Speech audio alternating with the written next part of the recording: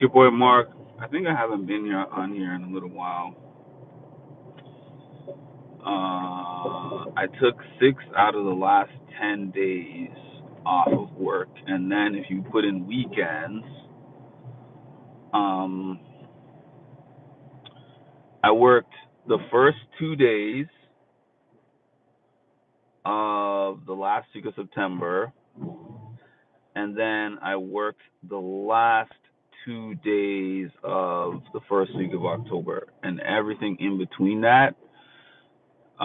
There was about eight, I think 8 consecutive days when I didn't work. So, and then also I wasn't home, so it wasn't like I was home, watching TV or doing the things that I regularly do. I wasn't watching any TV, as a matter of fact, because I was at my grandma's house, and I think that she does have cable or whatever. But one thing about grandma's house that has never changed from the time I was little till now. Now she has cable and she has Wi-Fi. I use the Wi-Fi at nighttime, like nighttime.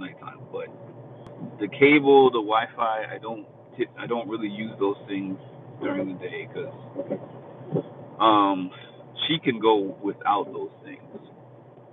There's only three specific things I think that she watches on her cable, even though she has it. She watches her religious programs. She watches her news. She watches the news, and she watches her exercise program in the morning. And aside from that, she's a talker, so she'll talk on the phone, or she has people on the phone. If she has people there in person, that's what we're doing. So quality time. While I was at her house, we spent hours and hours in just conversation, which I love that. It's not what I do in my day to day. Obviously, like I'm fully just invested in this generation where you can be around people, but you're still focused on that funny video on your phone, the text messages that you're sending, and YouTube, whatever the case may be. But when I'm with her, it's like I revert back to that world that I grew up in where we didn't watch TV. We didn't even have cable. The only thing we watched on TV at all was like old VHS tapes, Sound of Music, Mary Poppins.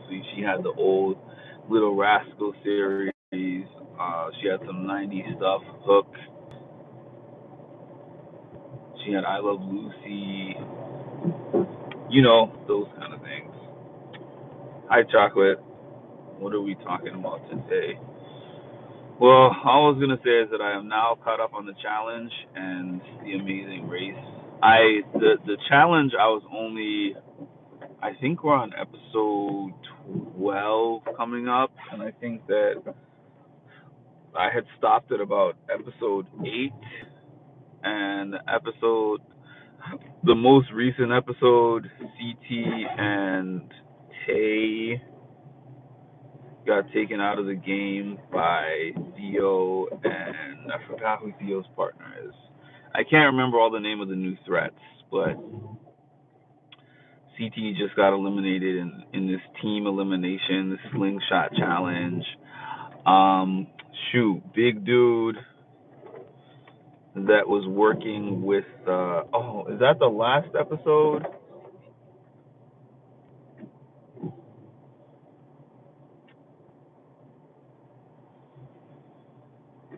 No, I think that was the second to last episode. I think the last episode was when the guy who was working with Janae decided to use his I forgot what it's called, but the thing that you can use to potentially try to steal a partner, but then you have to compete against the person's current partner in order to steal them, and he lost that competition.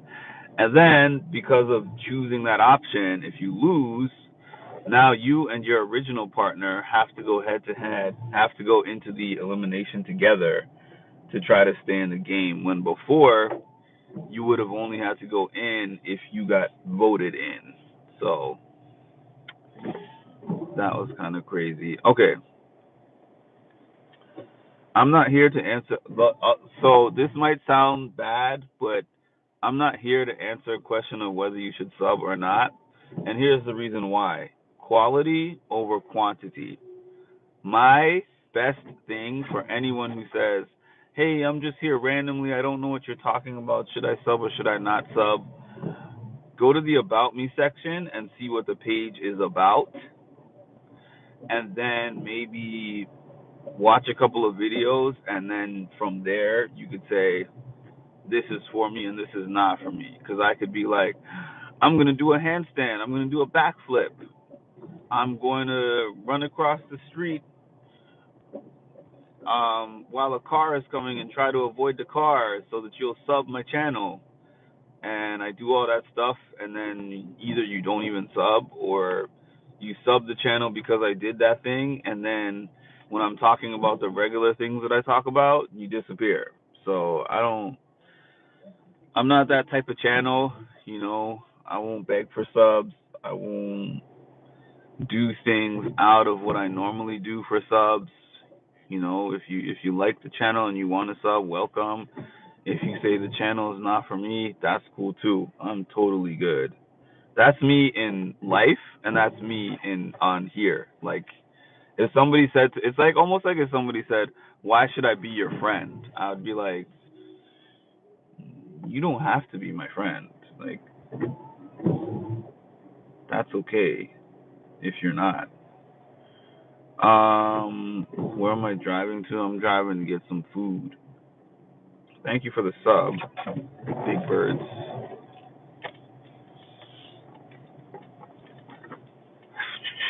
Thanks to all for stopping by. Please hit the like button. This is, if y'all have not been here, this is the Employee of the Month, Chocolate, the Employee of the Month for the month of September, and the front runner for the Employee of the Month for the month of October.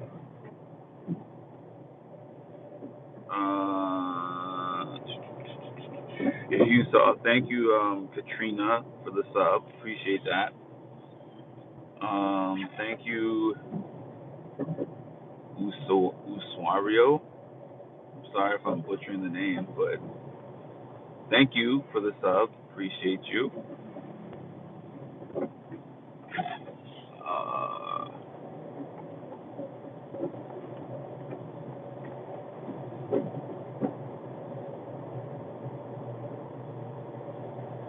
yes, I second that, Chocolate. Thanks to all for showing love and hitting the like button. This is a middle. This is a million.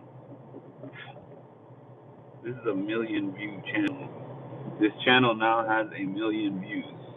That might not seem like a lot, but it is a lot when I explain the story of how I had a 1 million view channel and a 3 million view channel, both of which I had to get rid of. Well, they're still up, but I had to get rid of the million view channel. I just left it up. It's just parked. I just never use it anymore. It still exists. I just don't use it. The 3 million view channel, I had to delete like 75% of the videos, which also took away all those views. And now it's not monetized because of the whole YouTube Shorts trick, where my channel was going along just fine, and then they're like, YouTube Shorts can help boost your visibility and give you views faster. And I was like, oh, great. But they didn't give you any rules. They did not give you any rules for what you could put in YouTube Shorts, and those rules are essentially just the same rules as the rules for the regular YouTube videos. So appreciate that, Chocolate. So then they demonetized that channel, and then I had this channel, which at the time probably had about 100,000 views, and I just grinded away at it for a couple of years, and I just reached over the million mark maybe a week ago. So hopefully I can keep it going. I do have to admit, this is what I was gonna say about the Amazing Race. When I first watched an episode of the Amazing Race, or tried to, it was an episode of the season that Derek X and Claire were on, and I got through like half the episode, and then I was like, this is really boring, and I turned it off. I never turned it back on again. So when I saw that this season was going to be all Big Brother cast, I was like, you know what? I'm going to give it a shot. Episode 1, I kind of struggled a little bit to get through. Episode 2, slightly more interesting. Episode 3, I guess I'm a little bit used to the format. But in terms of the Amazing Race recaps and breakdowns, I don't know how excited I am to do that. Like, I've gotten to a point of I can make it through the episodes. Really, what's been happening for me is that I've been most excited, maybe, and interested in seeing who makes it through the day. Like, I was so excited when Turner and Megan in the previous episode to the one I just watched etched out Angela and her daughter. Um, and then I was so sad when what's it called, Turner and Megan, now all of a sudden they lost to Kat Dunn and her boyfriend at the end. You are the second channel stating, yeah. I mean, what was the reason of the other channel you're talking about? What reason did the other channel you're talking about give for saying they're struggling if they want to recap it? And is that channel like primarily a Big Brother recap channel? Because like watching it is cool. Like I finally got to the point where I'm into it enough to want to watch it and to want to see how everybody does. But in terms of recapping it, I feel I don't know. Like when I don't know about anyone else, but when I do recaps, I actually sit there and I write notes. Like I write really good notes. And I feel like there's just so much going on. Each leg of the race has so many different things going on. You have We're at like what, 9, 10 teams at this stage still, and they go through multiple different stations. The driving, tandem bikes. They had the hockey challenge, and then they had the thing in the dirt, and they had there's just so many different parts to each episode and so many different teams that I feel like it would require a big amount of dedication for me to get through these episodes. But I don't know. I don't know. And I kind of feel the same way about Survivor.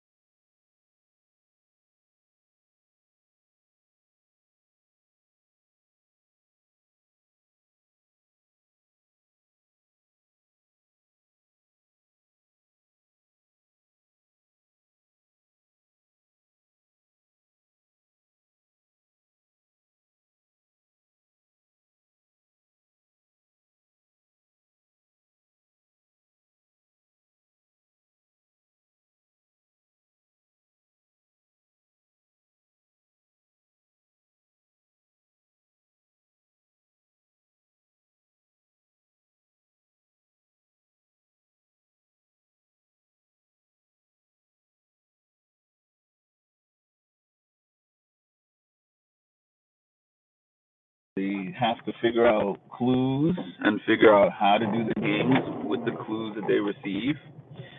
And then from the clues that they receive,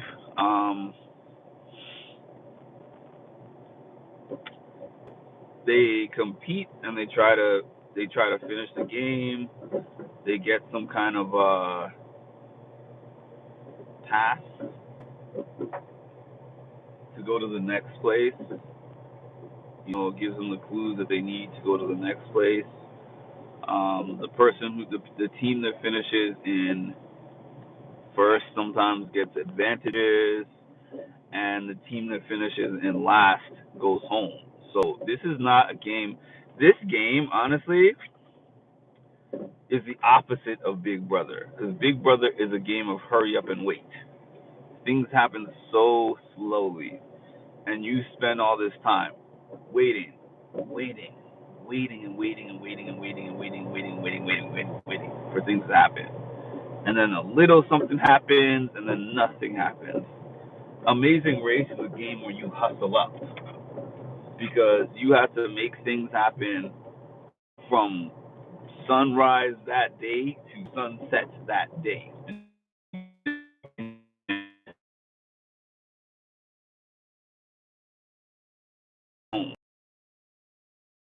Every single day.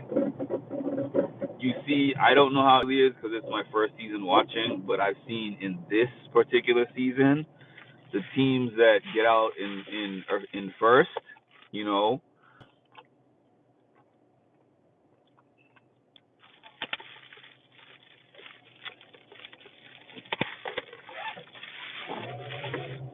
the teams that get out in first are kind of working together. Like in this particular case, Jag and Jazz, Joseph and Adam, I think his brother's name is. And then surprisingly, Natalie and her sister. Even though Natalie did well in the challenge too, but I don't know. I'm just surprised that Natalie and her sister do good on this show so far, and they've been working together. Tucker and Eric have seemed to be just doing well on their own. Like Hannah and Simone seem to be doing well on their own for the most part. Some teams are working together, some teams are working by themselves. We've seen like a few physical comps. We've seen some memory comps, some strategic comps. It's a lot going on, but it's just like a fast paced, we're always moving type of show compared to a very slow paced, social, strategic, a little bit of physical comps type of thing that we see in Big Brother. So I can see why I would not automatically like The Amazing Race, because it's another one that one does not translate to the other. The challenge and Big Brother, like there's elements of Big Brother. There's elements of Big Brother that parallel the challenge somewhat, but it's a different game, man. It's a different game. So Big Brother is its own entity, and Amazing Race is its own entity. And watching all these different shows, the four of them, the four major ones, that's how they can all four have survived as long as all four of them have, because they don't overlap. They don't seem to overlap in any way. So I like it for now. Interesting dynamics, you know. Rabina and Tucker were still together. I did not realize. I saw the pictures, the preview pictures for um, the Amazing Race before it came out, and I didn't realize that. Kylan and why can't I think of her name? Kylan and Taylor had actually declared themselves as a couple. Hi, Mersad. I didn't realize, but it always shows dating.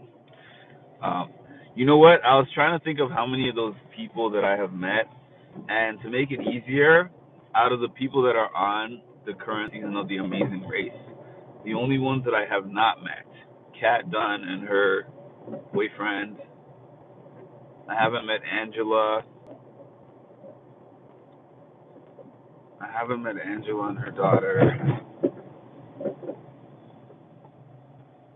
Angela and her daughter.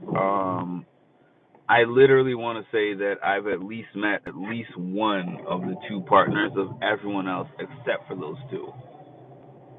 I didn't meet Nicole and her sister. I didn't meet Angela and her daughter. Who was the other one I said?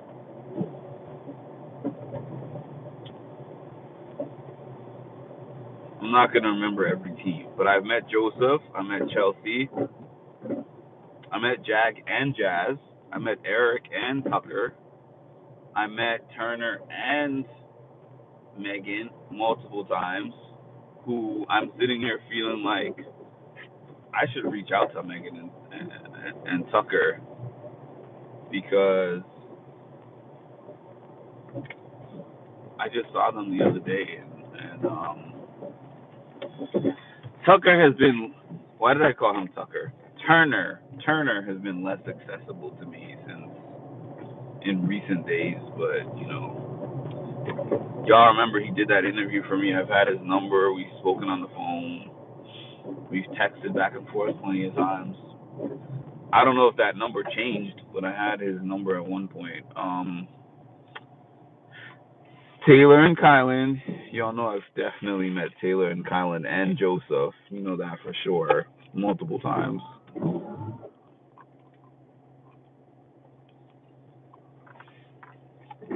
Hannah Chatter.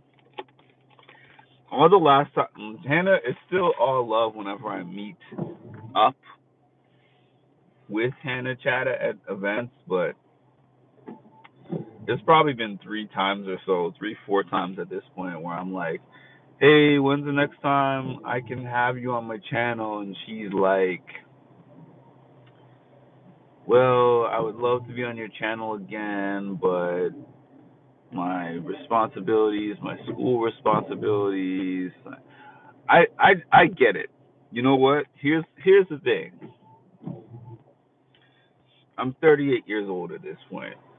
The 25-year-old version of me,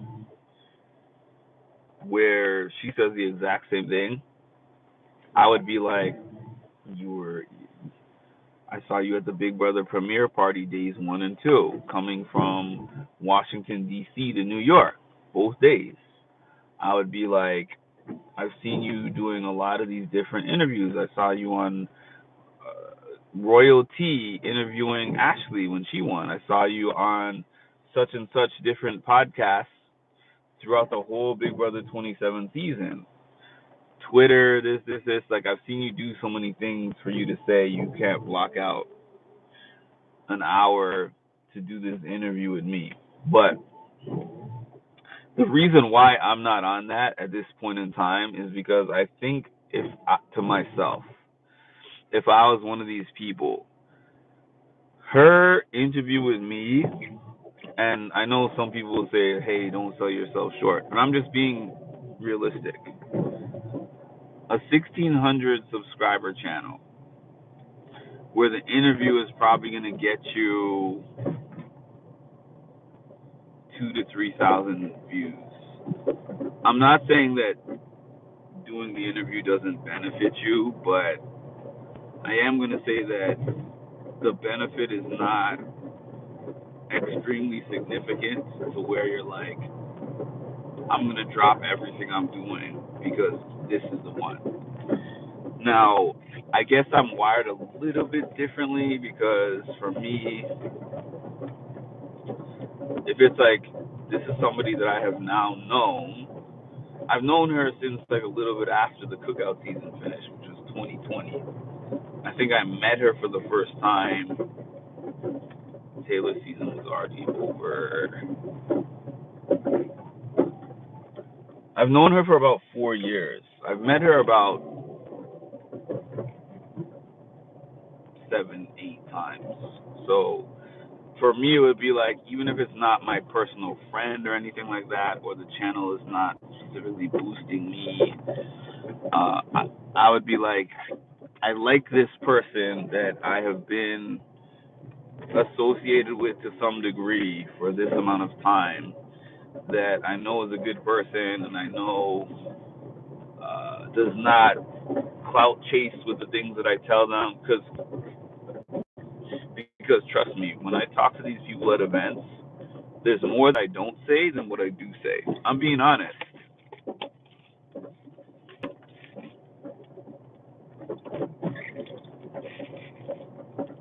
They tell me things always.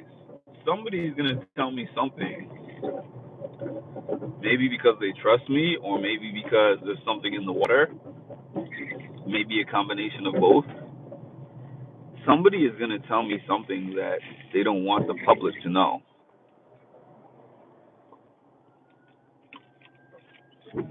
Like last Big Brother event, the day two of the premiere party, you can go back to my video and find that somehow I managed to find myself sitting in a section with all the Big Brother cast at the end of the night.